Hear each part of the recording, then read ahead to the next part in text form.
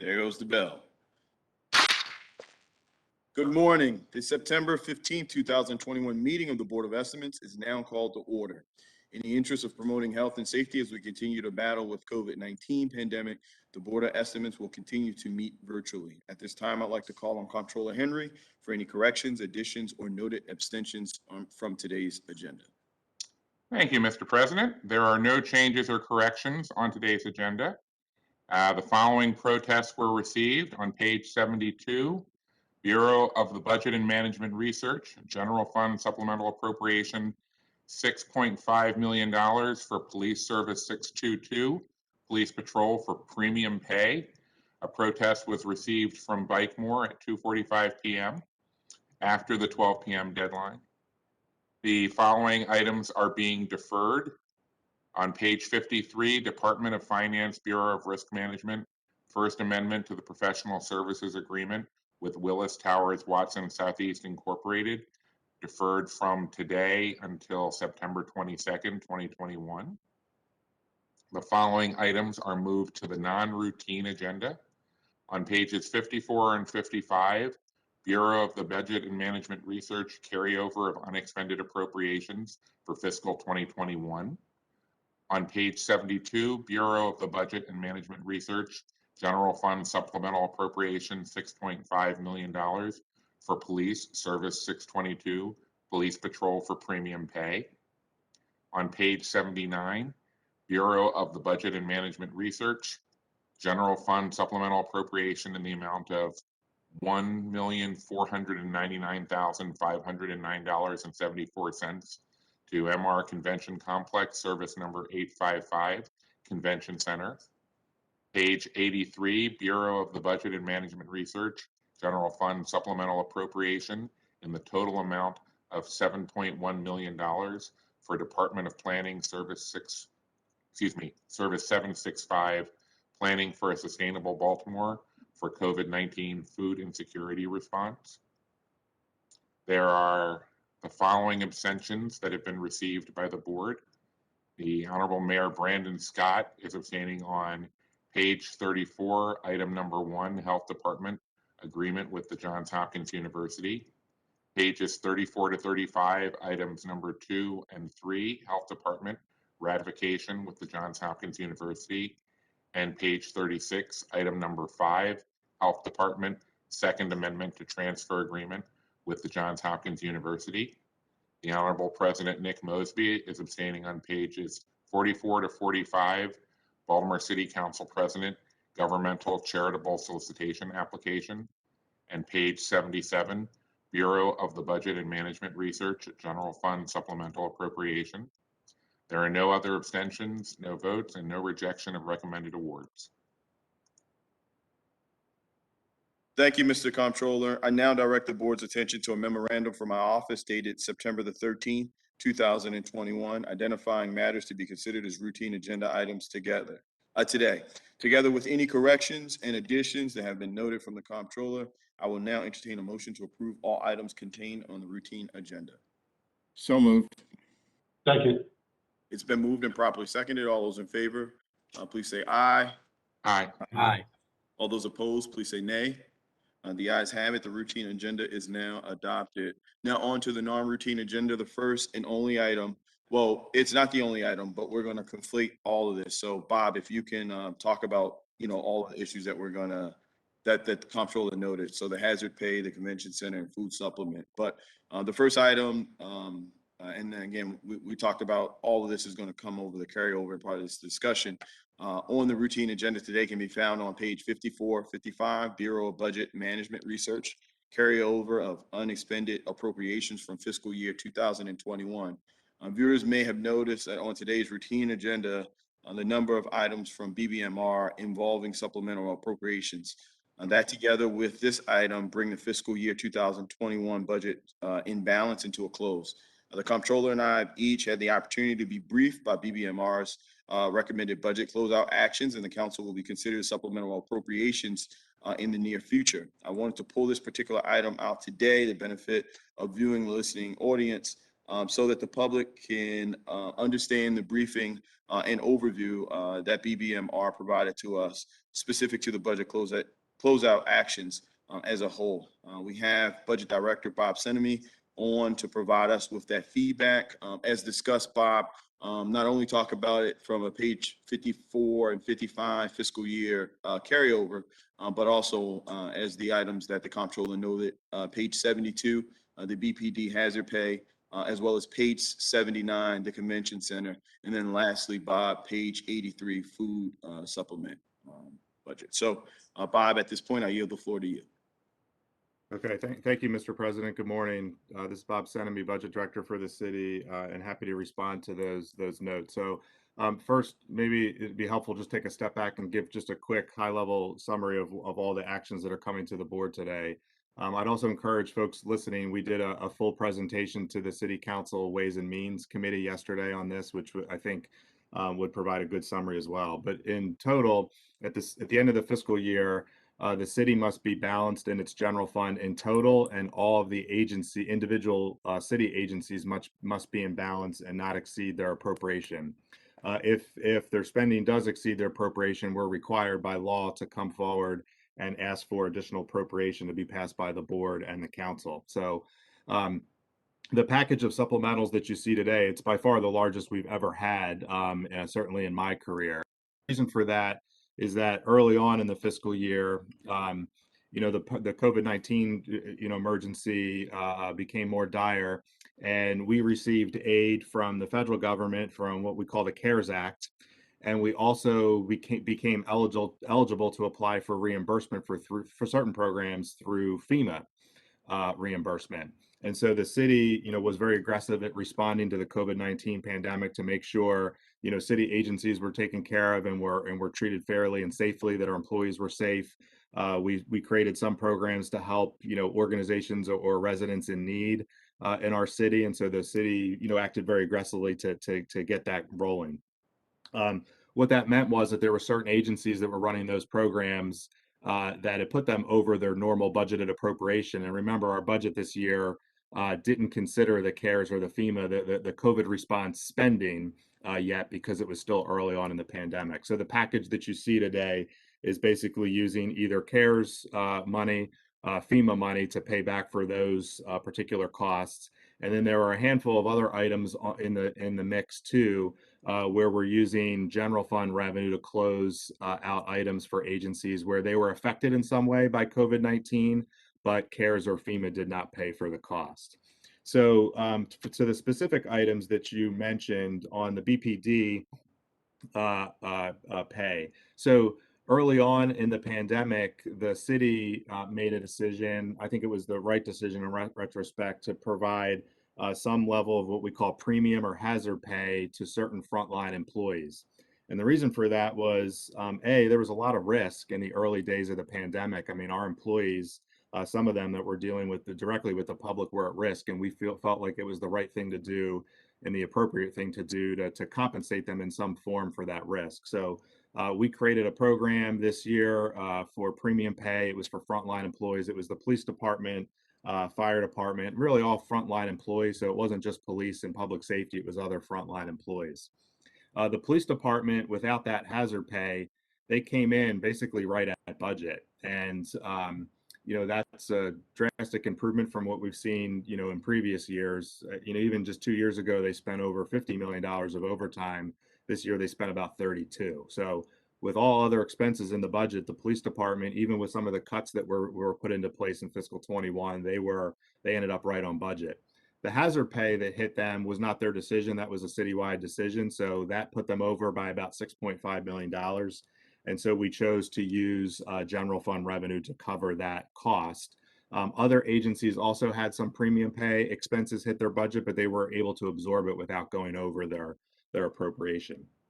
On the convention center item, that one was early on in the pandemic. The convention center made a request through the CARES Act funding that we had to do some technology improvements to the building, and also just some general building improvements. And the idea is that in order to encourage eventually visitors to come back to our convention center, we were going to need better technology so that we could bring people in virtually as well as in person, and also improvements to the building to make it safer. So one of the items they did was a better air circulation system to make the air quality safer for folks during the pandemic. So that was paid for in full by CARES Act on that item. The third one, I think, was the planning.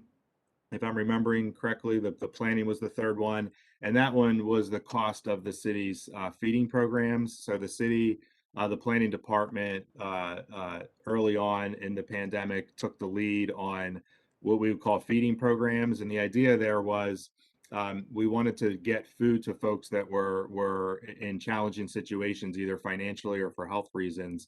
And so we had programs where we were delivering food to neighborhoods, and those program costs will be reimbursed by FEMA ultimately. So we've received partial reimbursement so far, but our expectation is that we will get reimbursed through FEMA for those costs. So those are the three items. Again, it's a larger package than usual because of all of the COVID-19 response that we put into place during fiscal 21, none of which we really could have anticipated at the time the budget passed. And so this package gets us legally in balance. As a whole, the general fund still ends with a small surplus, which is great news. So we had to use CARES money and FEMA money to pay for some of these response costs. But our revenue did improve just enough in the fourth quarter that we ended up just barely in balance with all other expenses. So that's the package of items that you see coming to the board today. Thank you, Bob, for your presentation. Sure. At this point, are there any questions, concerns from members of the board to BBMR? At this point, I would like to yield the floor over to Comptroller Henry. Thank you, Mr. President. Good morning, Mr. Senemy. I just want to make sure I get some clarity on two of those last supplementals. The 7.1 million for the Department of Planning, that is money that right now we are addressing out of general funds, but you're expecting to do FEMA reimbursement eventually. That's correct. So there was one supplemental for planning from FEMA funds because we have received partial reimbursement. There was the additional $7.1 million that you're referring to. We have not gotten reimbursed for that yet, but we expect to. Okay. And so because those expenses were incurred in fiscal 21, we had to use general revenue to cover that shortfall. And just a quick question about that. Just out of curiosity, why was the food insecurity response coming out of the Department of Planning, which I don't generally think of as a service delivery agency? So the Department of Planning has a small food policy group. So Okay. that was why they were the lead on it. Now there were other agencies assisting with like the distribution, general services, rec and parks, but the cost of the program was driven by the Department of Planning. That's it. I had forgotten about the food policy group. That makes sense. And then the 1.5 million for the convention center, that didn't have anything to do with the COVID testing center in the convention center, right? No, it didn't. It did not. So, we know the convention center was used as a testing location, but this was actually allocation of CARES money for them to improve the building for COVID response. So no, that particular piece didn't have anything to do with the testing location. So this was like I know they did a complete revamp of the air filtration system, Right. and they put in a much more rigorous, robust filtering system. That's right. It would be that kind of work. Yeah, that is this work and some technology improvements, like I said, to enable, for future conventions, if you had a mix between in-person and virtual, that they could better, meet those clients' needs going forward. Okay. All right. Thank you. No, thank you, Mr. Comptroller. At this point, are there any other questions or concerns from members of the board? Hearing and seeing none, there was a protest. It came in late, but as we always attempt to ensure that the public has access to this board and has the opportunity to provide any questions or concerns in front of the board. We're going to allow not as a formal protest, but we're going to allow Jed Weeks from Baltimore to come on and communicate, I guess, his position or their position associated with page 72 BPD hazard pay. Mr. Weeks, are you on? Yep, I'm here. Thank you, Mr. President, and thanks for allowing us to speak today despite the late submission. Good morning, members of the Board of Estimates and Mr. President. Exactly a year ago, we wrote in protest of another appropriation of $2 million from the Baltimore City Circulator to Baltimore Police. At the time, we were told that this was a one-time transfer needed due to unexpected costs resulting from the COVID-19 response. But here we are a year later with the knowledge that the pandemic and related expenditures would continue with yet another supplemental appropriation for the police department. And to be clear, our real concern here is the source of funds for the supplemental appropriation. Speed and red light cameras have been well studied across the country and in our state, and they are clearly shown to reduce injury, crashes, and deaths of people walking, biking, riding transit, and driving. They're a proven, effective enforcement tool that can be deployed without racial bias and without threat of armed police escalating traffic enforcement into a violent encounter. The city should be doing everything in its power to expand these systems and increase their fairness, including removing geographic restrictions that can lead to inequitable placement and developing income-based fines that don't disproportionately harm drivers with fewer means. These steps would increase trust and faith in a program that saves dozens of lives and reduces thousands of injuries per year in our city. Revenues generated by speed and red light cameras under state law are to be used for public safety improvements, including pedestrian safety programs. The intent here is clearly for revenue of cameras to be used for physical improvements to infrastructure that slow down cars, make roads safer, and reduce the need for cameras to exist for enforcement altogether. And just to be clear here, our state delegation is actively working on even further clarifying that language to restrict these revenues to complete streets due to the abuse of jurisdictions taking this money for police enforcement. So allocating these funds towards police patrol makes a mockery of the state's law's intent to make public safety improvements. Many community members are already skeptical of cameras, and this reallocation endorses the fear that cameras are used purely for revenue generation and not to finance life-saving permanent improvements to our roadways. And the strong benefit of reducing racial bias and violent police encounters through automated enforcement is completely thwarted when the funds are used to supplement a police department that has demonstrated racial bias and escalation to violence in its policing. Traffic violence and air pollution caused by traffic kill over 900 Baltimoreans per year. That's an annual death rate comparable to the COVID-19 pandemic, comparable to our overdose deaths, and almost 3 times our homicide rate. Despite this public health crisis caused by drivers and their vehicles, Baltimore City Department of Transportation remains woefully underfunded, and the budget for life-saving interventions is non-existent compared to the scale of investment our city is making in fighting these other crises. So we understand the extraordinary budget challenges brought on by the COVID-19 pandemic and are accepting that some automated enforcement dollars may need reallocation toward agencies facing the pandemic's effects head-on, like our police department, also seen on today's agenda. Our fire department, also seen on today's agenda. But we can't accept the continued theft of desperately needed transportation dollars by the Baltimore City Police Department. If approved, this transfer will disproportionately harm our poorest Black and Latino residents, who are Baltimoreans risking their lives walking, biking, and riding public transit to work in a pandemic through a city that unjustly over-polices them based on the color of their skin. So we urge you all to reject this transfer. And thank you, and if you have any questions, feel free to ask me. No, thank you, Mr. Weeks, for coming on today and providing a testimony. At this point, are there any questions or concerns from members of this board? Mr. Comptroller, the floor is yours. Well, I think that Mr. Weeks raised an issue of, was there an alternative source of money that we could have used to provide the supplemental for the police? I get how supplementals work. I get that the money has already been spent. I get that this is largely an accounting issue. Is there another pot that we could have taken the money from that would not have put us in this position where we really are kind of bending the intent of how that money is supposed to be used? So, per my fuller briefing yesterday, there was really only three main sources where we had significant revenue surpluses in fiscal 21. Income tax, transfer and recordation revenue, and traffic camera revenue. Because we had multiple items that were not yet reimbursed or were not eligible for reimbursement, we had to use basically almost every nickel of those available sources for these supplementals. We chose to use the traffic camera because it is eligible. Public safety is defined broadly in the law. And so that was why we chose that one for the police supplemental in particular. But again, the key point here is the city has to end each year balanced as a whole and by agency.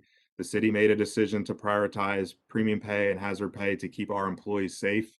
It was not just the police department, it was the fire department, public works, transportation. There were many employees across a lot of agencies that received those monies. This one happened to put the police department over because they were right on budget with all their other spending. And, we had to balance that at year end. I think the other comments from the protest, kind of linking all these other things, it's not relevant for this particular instance. This was just an accounting transaction to close the year in balance. So that's our perspective. And I would ask that the board, continue and approve this item. To follow up on that, I guess, looking at the fact that there are other items in which we are technically using general funds to close out the year, but we are expecting eventual FEMA reimbursement for taking the food insecurity program, for example. If we get $7.1 million of FEMA money at some point in the next couple of months, will we take that money and put it into the transportation and transit related costs that we would have spent this camera revenue on if we hadn't needed to use it to cover the BPD's shortfall? So not necessarily. So again, fiscal 22 is a new year, and we're certainly not out of the woods yet with this pandemic. We're still, seeing, like I told the council committee yesterday, still seeing, shortfalls in parking related revenues and hotel tax specifically. The Delta variant now that's here is kind of extending this pandemic, unfortunately. So we're not seeing kind of the recovery that we expected from tourism. So we were able to cover some of these expenses in 21 with the general fund, and you're correct in that we will get reimbursement that will come in as receipts into the general fund in fiscal 22. But it's premature to say what we can spend those on. We might have additional response costs that we have to cover with those revenues in fiscal 22. So I think at this point it's just premature to say how fiscal 22 will look. We haven't even finished our first quarter projection yet.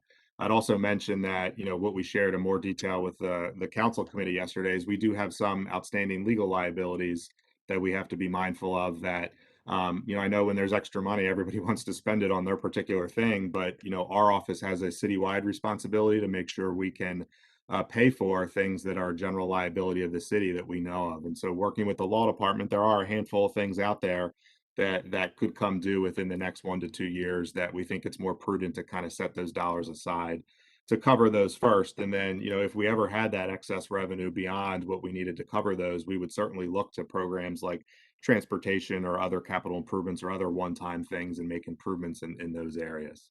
Actually, I appreciate you bringing that up because we had a great deal of discussion in my office after we had our briefing on these, on specifically the one of the outstanding legal liabilities, the suit that the city is currently dealing with for ADA compliance, and we had noted that the annual costs of the capital improvements that would be needed to address that issue were strikingly similar to the annual revenue of the traffic cameras.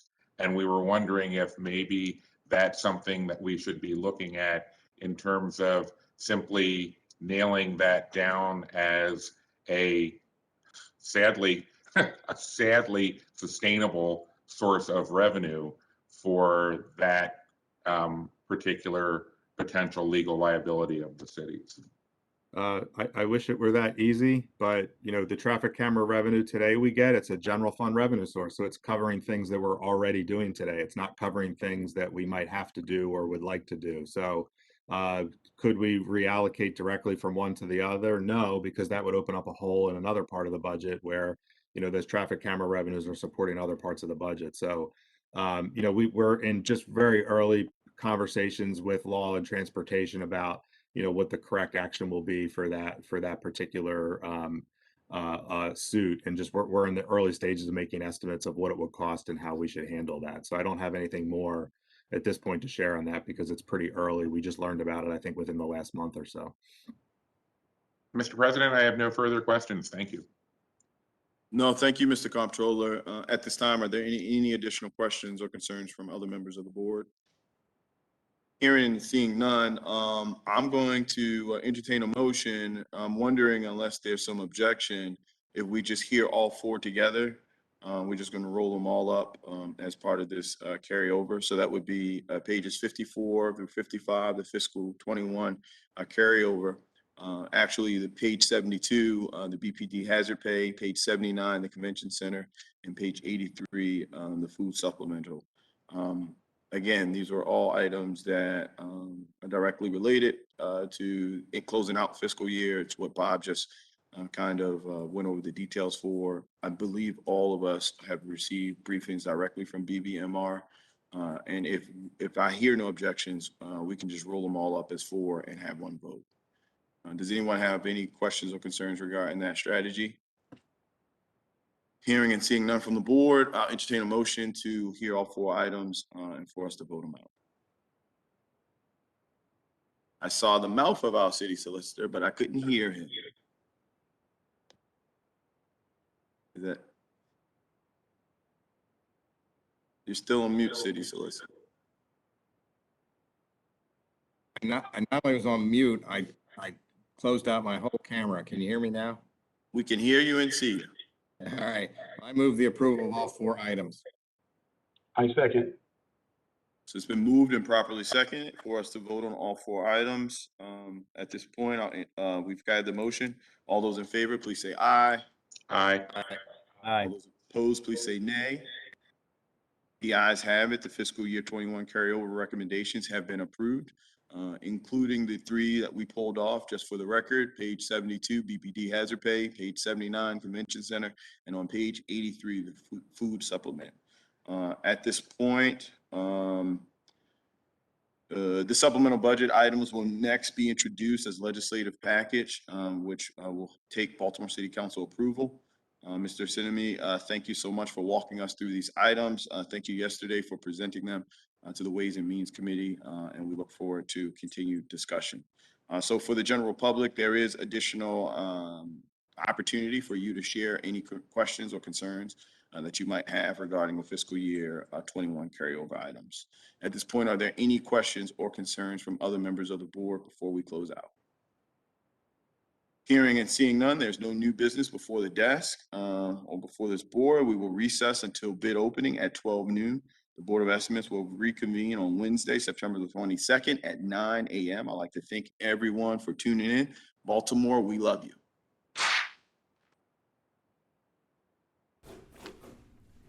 Good afternoon. The Board of Estimates is now in session for the receiving and opening of bids. As part of the overall effort to limit transmission of the COVID-19 virus, the Board of Estimates is conducting bid openings virtually. Members of the public can call in to listen to bid openings live by calling 443-984-1696 and entering access code 0842939. Board of Estimates meetings are broadcast live on Charm TV, channel 25 on Comcast Cable in Baltimore City. Meetings are also streamed on the internet at www.charmtvbaltimore.com. Members of the public can go to that website and click on the live stream link at the top of the homepage. The Board of Estimates will continue to conduct bid openings virtually as the city assesses options for reopening City Hall and conducting public meetings in person. The board has received the following addenda for today. Department of Recreation and Parks, RP 20814, Mary E. Rodman Recreation Center renovation. Please change the due date for bids from September 15th, 2021 to October 6th, 2021. Bureau of Procurement, B50006308, paper cuts, various sizes. Please change the due date for bids from September 15th, 2021 to September 29th, 2021. Thank you. I move that we note the addenda. Second. Moved and seconded. All those in favor say aye. Aye. Aye. Any opposed? Motion carries. All right. First up, we have from the Department of Public Works, proposal for WC 1241R, water main replacements in Asquith Street and Old York Road vicinity. Bid bond is required. A bid bond of 2% is required if the bid is over $100,000.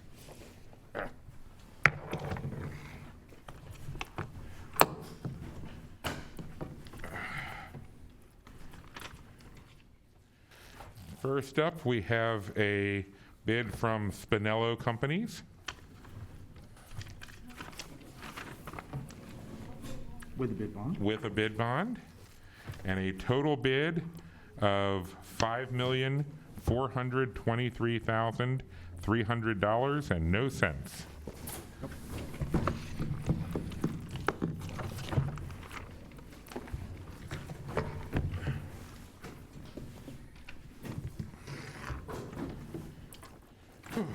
Next up, we have a bid from J. Fletcher Creamer and Son Incorporated. With a bid bond. With a bid bond, and a total bid of $5,387,738 and no cents.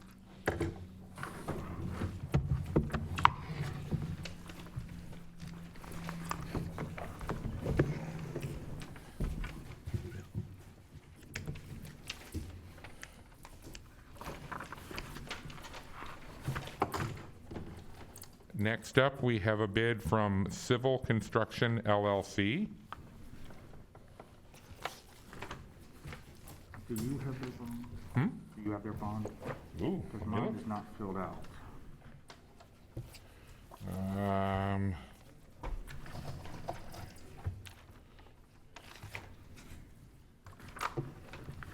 I believe, yes, we have a Okay. bid bond from Western Surety. Okay. With a bid bond and a total bid of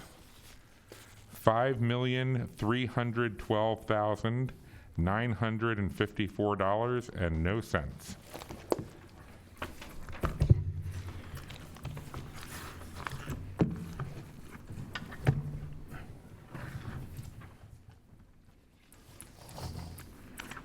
Next, we have a bid from Monumental Paving and Excavating With a bid bond. with a bid bond and a total bid of $4,889,439.70.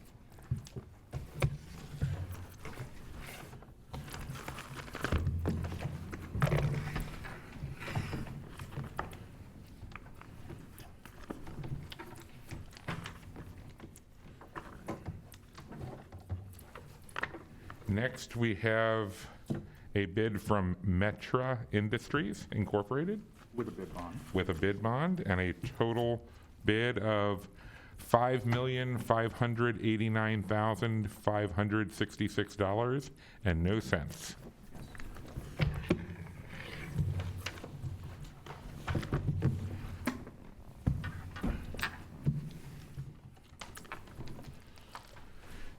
Next, we have a bid from R.E. Harrington Plumbing and Heating Company Incorporated With a bid bond. with a bid bond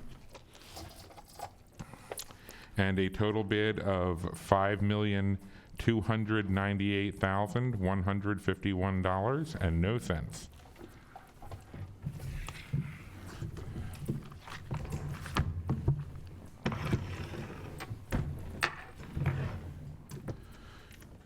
And finally, we have a bid from Anchor Construction Corporation With a bid bond. with a bid bond and a total bid amount of $6,215,641 and no cents. I move that we refer these to the Department of Public Works for tabulation and report. Second. Moved and seconded. All those in favor say aye. Aye. Any opposed? Motion carries.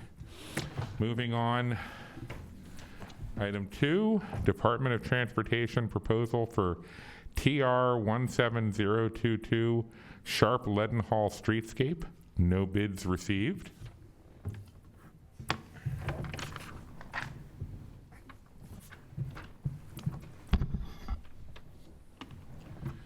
All right.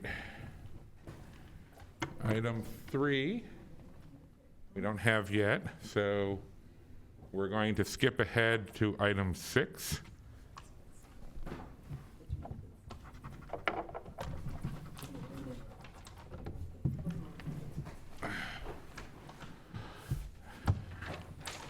Item 6 is Bureau of Procurement proposal for B50006282 fiber optic cable installation, maintenance, and repair services.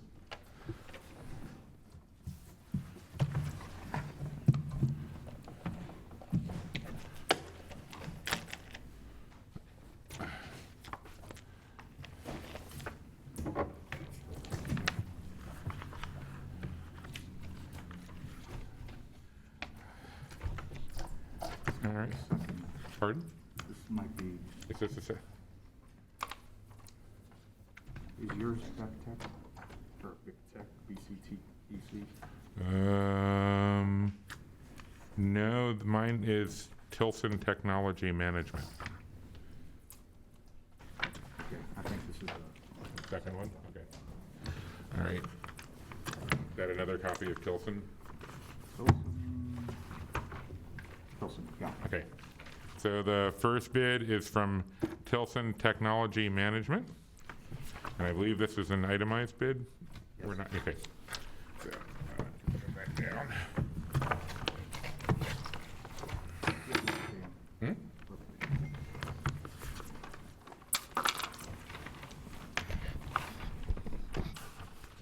Okay, there we go. The next bid is from Bectec Corp.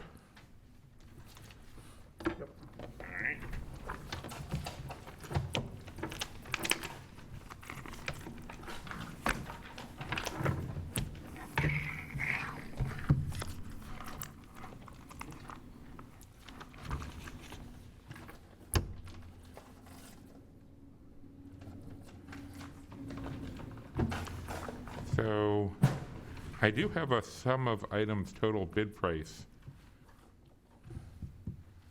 making me question whether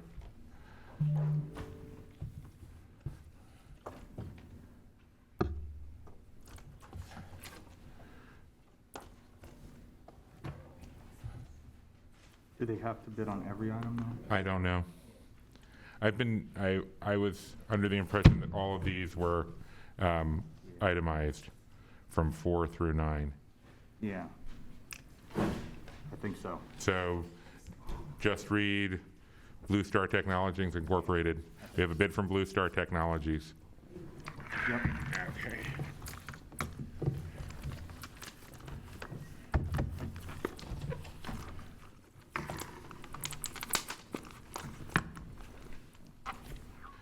Next, we have a bid from Skyline Technology Solutions.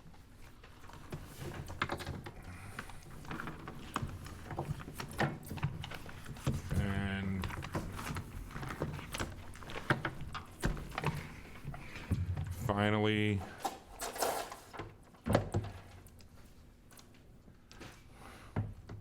a bid from Highlander Contracting Company LLC.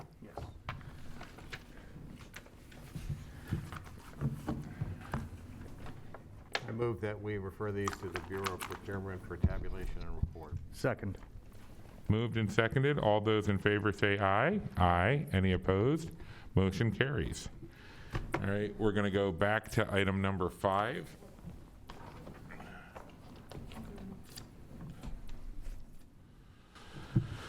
Department, from the Bureau of Procurement, proposal for B50006280, provide and deliver EMS pharmaceuticals.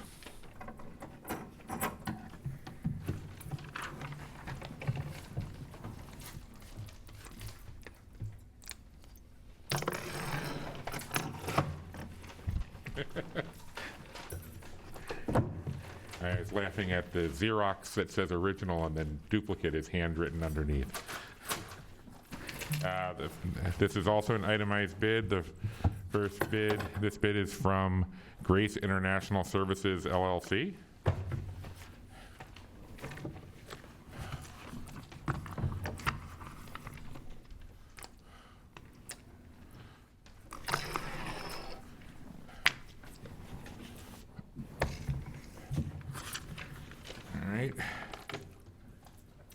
This bid is from Citizens Pharmacy Services Incorporated.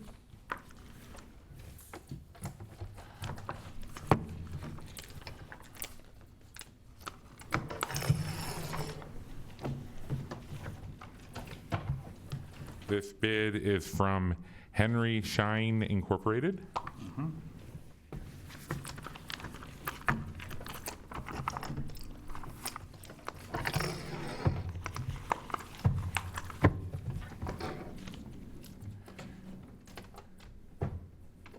All right, the next bid is from First Needs Medical.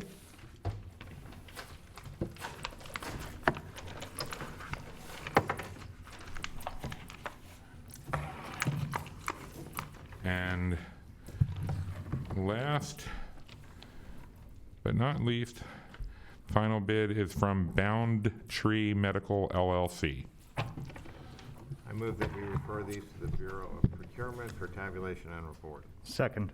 Moved and seconded. All those in favor say aye. Aye. Any opposed? Motion carries. Moving down to item 8. Bureau of Procurement B50006292, Upholstery Repair Services for the City of Baltimore's Department of General Services.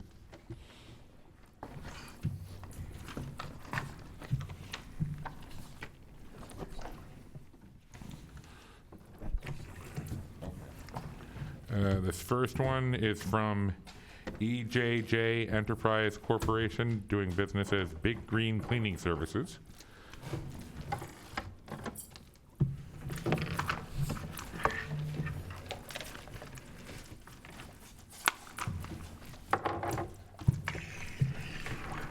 And the second bid is from Clearview Auto Glass and Repair. I move that we refer these to the Bureau of Procurement for tabulation and report. Second. Moved and seconded. All those in favor say aye. Aye. Any opposed? Which item was that? 8. That was 8. Okay, all right. Moving on to item 9. Bureau of Procurement, proposal for B50006309, B316 landscape maintenance.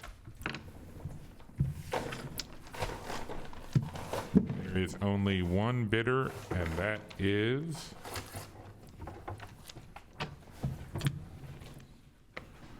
Lorenz Incorporated. I move that we refer this to the Bureau of Procurement for tabulation and report. Second. Moved and seconded. All those in favor say aye. Aye. Any opposed? Motion carries. We will now pause briefly while we wait for the remaining items. I understand we have 19 bids for item number 4 and 9 for item number 7.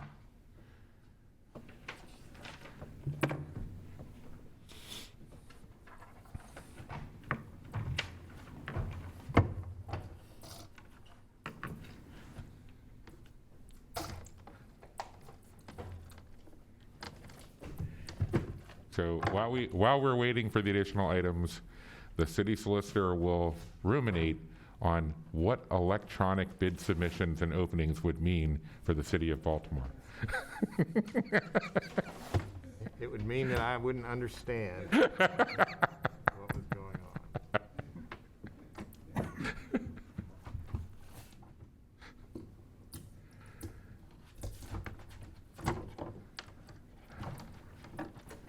Something tells me the last bidder, clear the buy and clear view. Oh, oh, Something tells me they forgot. Clear V. Yeah, that's right. That makes sense. They're separate. Yep.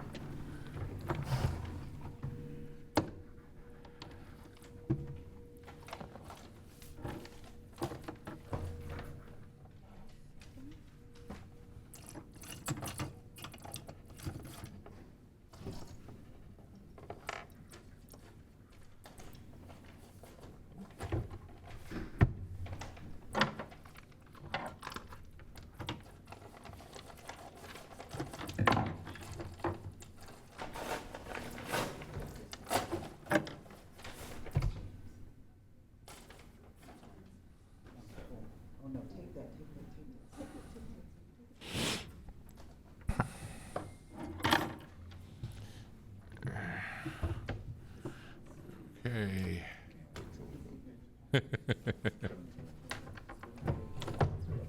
All right, item number 5, oh, wait, no, 3, I'm sorry.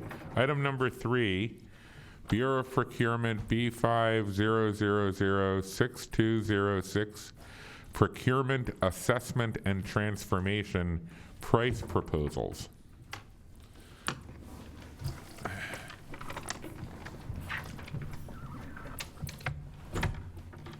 Now, how meta does it get?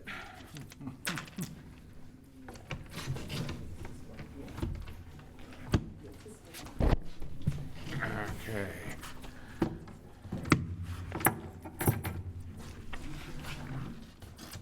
All right, the first proposal is from, the first bid is from, I think it is, yeah, Grant Thornton Public Sector LLC. The total price of $773,491.55. I'm sorry, Mr. Controller, I was thinking this was itemized, so I wasn't ready. Oh, I'm sorry. No, this was the only remaining one that was still had prices. Right. Could you read that again? I'll read that again. That price once again, $773,491.55. Thank you. Thank you.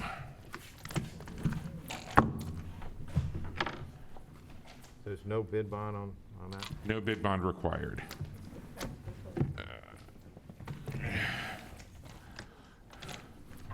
The next bid is from Deloitte with a lump sum amount of $690,450 and no cents.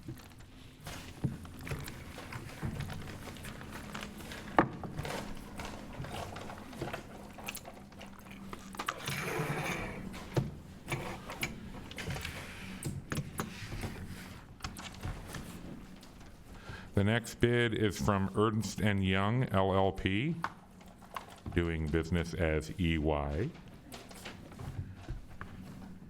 with a lump sum total of $499,995.00.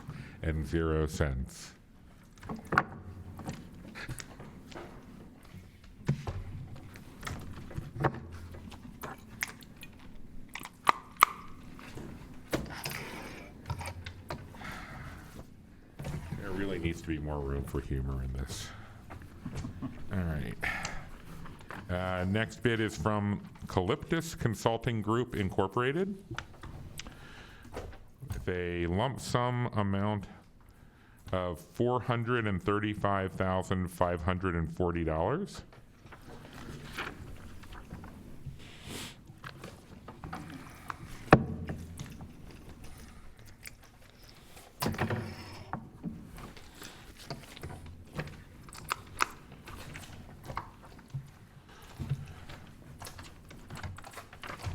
The next bid is from Civic Initiatives LLC with a lump sum total of $356,180.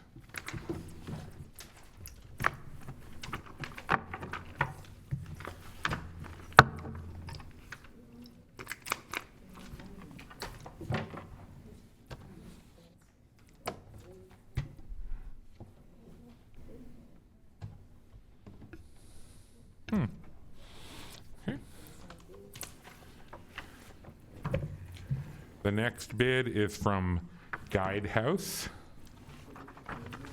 Make sure that is the, yep, Guidehouse Incorporated with a lump sum amount of $800,000 and no cents. I move that we Oh. refer, I have another proposal here. Is it not? Attachment?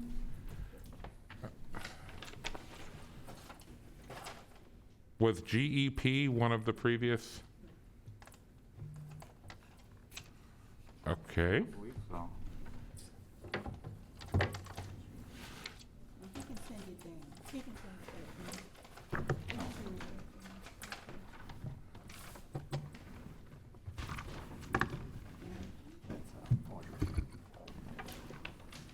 are we done with this one? I guess if that was all that you had on the list.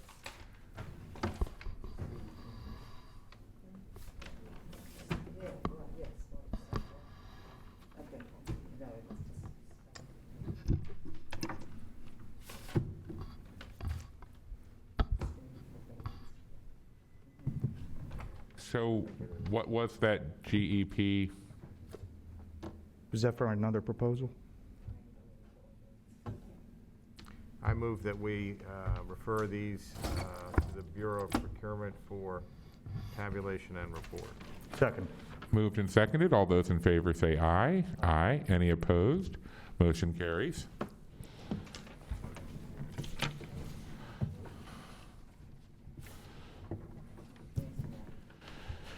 All right. Still waiting on items 4 and 7.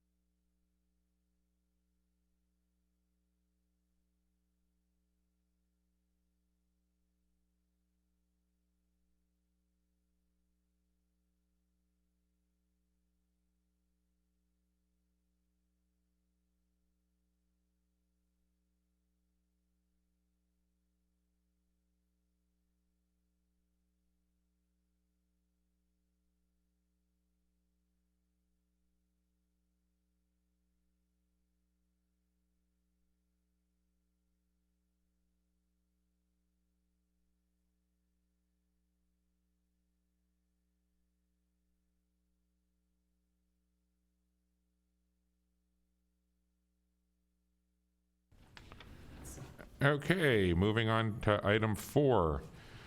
Bureau of Procurement proposal for B500006223 snow removal services. Move that down.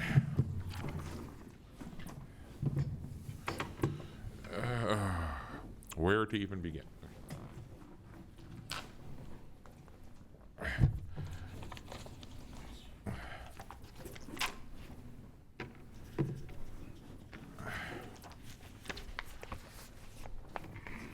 First up, we have Chesapeake Rail Solutions LLC.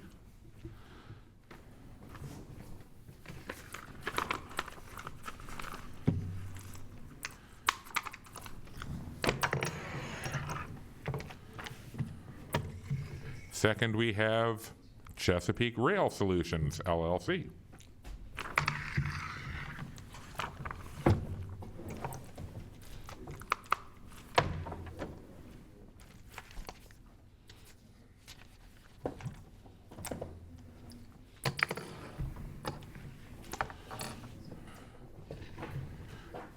Next, we have AB Trucking and Contracting LLC.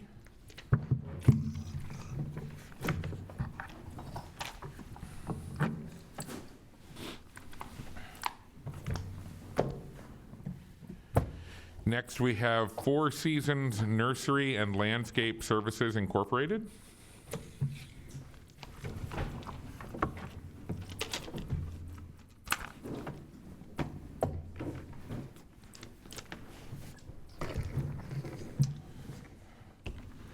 Next, we have Harford Tree Experts and Landscaping Incorporated.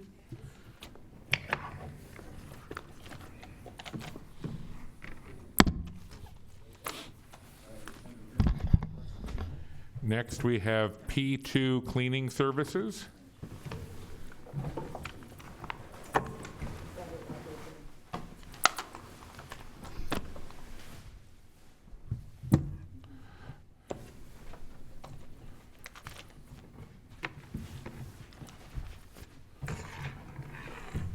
Next, we have Willow Point Contracting, LLC.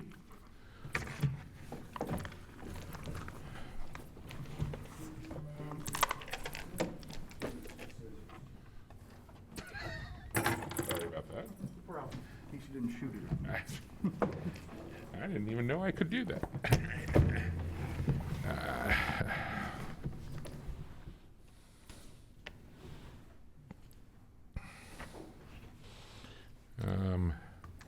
I'm gonna, no, hold on.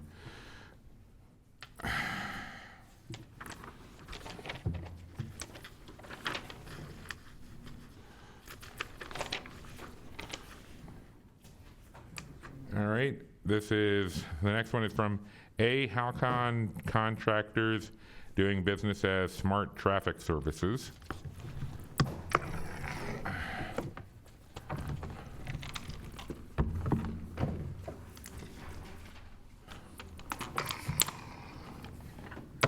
Next is Carroll Concrete Construction Company.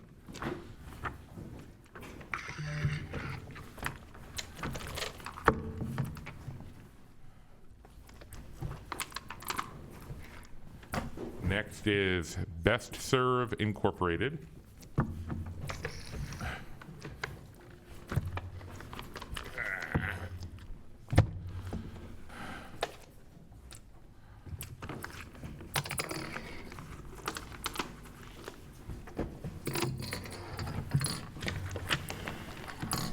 Next is Metropolitan Industrial Services.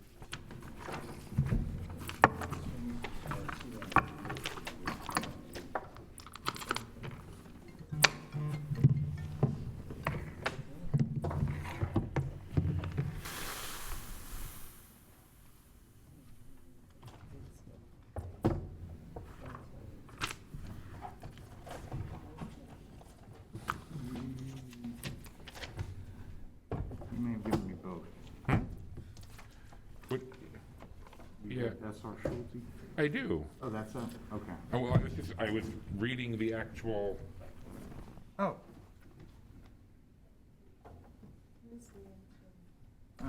Yeah. Huh. Okay. Next is SR Schulte Contracting.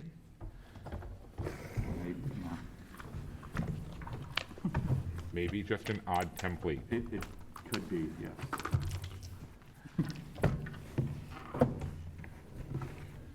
Next is American Heritage Excavating, LLC. All right. That sounds like a lot of snow removal.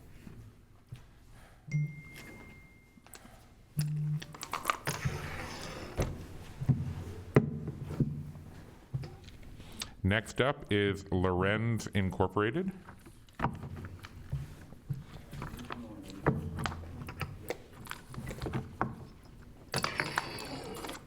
Oh. Oh, that was not the difference between originals and duplicates.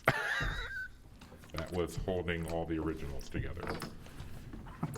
For Lorenz or for the next? This is for Yatsar Dynasty LLC. Okay.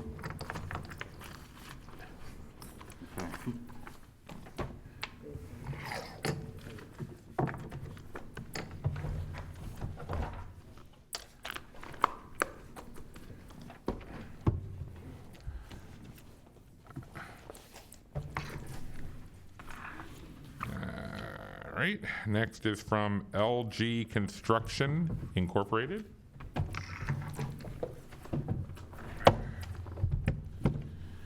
Coming into the home stretch.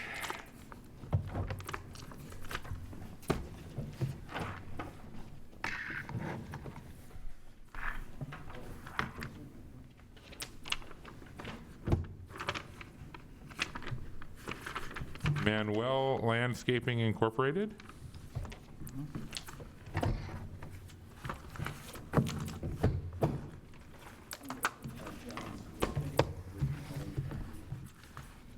Corporate Maintenance Group, LLC.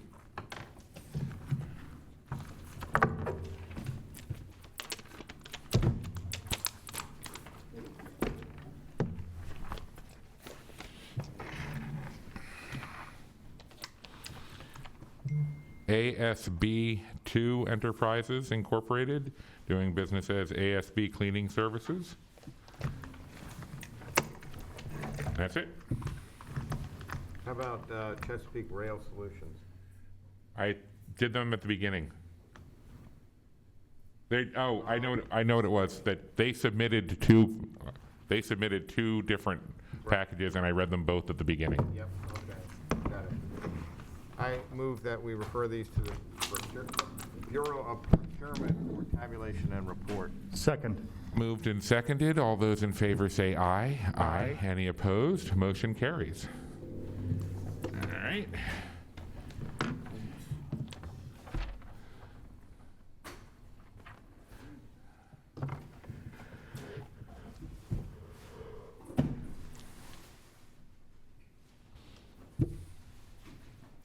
Hey, Matt, do you know what happened to the clocks?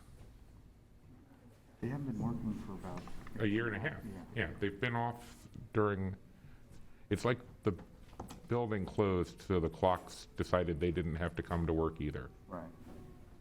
Something happened to them, I don't know what. But I remember, and because when they were on, they were Off. There was a time when they were accurate everywhere. And something happened about 2 or 3 years ago. And they're off, and someone maybe unplugged them, I don't know. There was a time when the clocks told time accurately.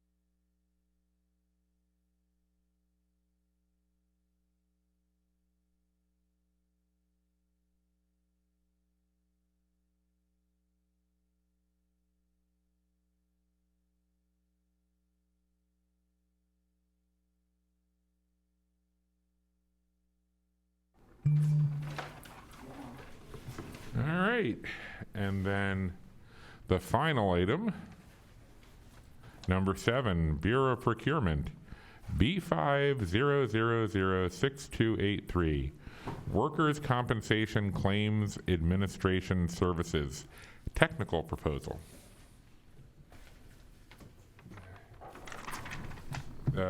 First bid we have is from Cannon Cochran Management Services, Incorporated.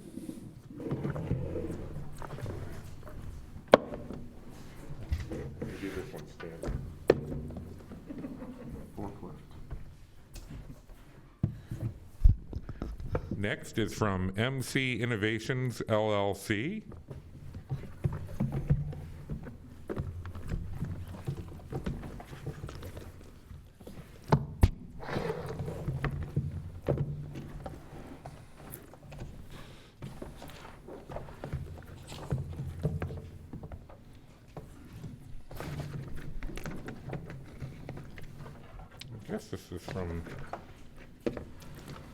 Next is from RCM&D Cisco, Unison Risk Advisors.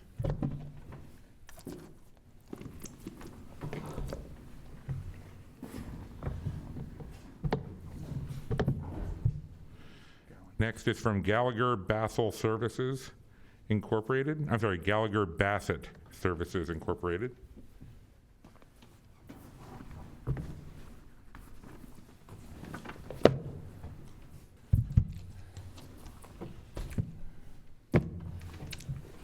Next is from Chesapeake Risk Solutions. Is that the same as Chesapeake Employers Insurance?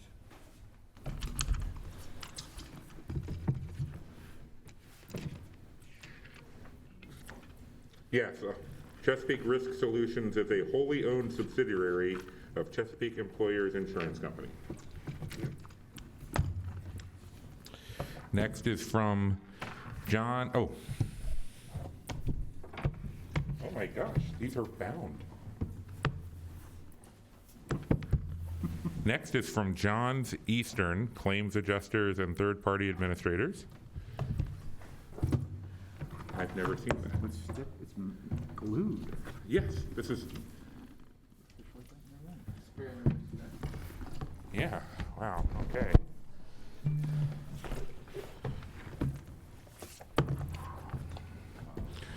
This is from Innovative Claims Strategies, LLC.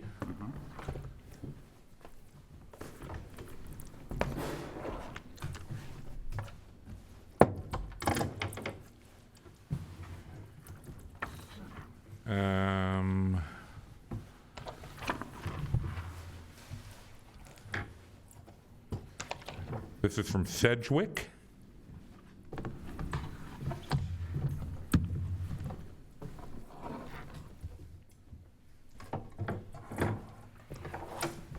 And this is from the Corvell Corporation. I move that we refer these to the Bureau of Procurement for tabulation and report. Second. Moved and seconded. All those in favor say aye. Aye. Any opposed? Motion carries. That being all the business before us, the Board of Estimates stands in recess until next Wednesday. Is that the 22nd? 22nd. Next Wednesday, September 22nd at 9 a.m. Thank you very much and stay safe.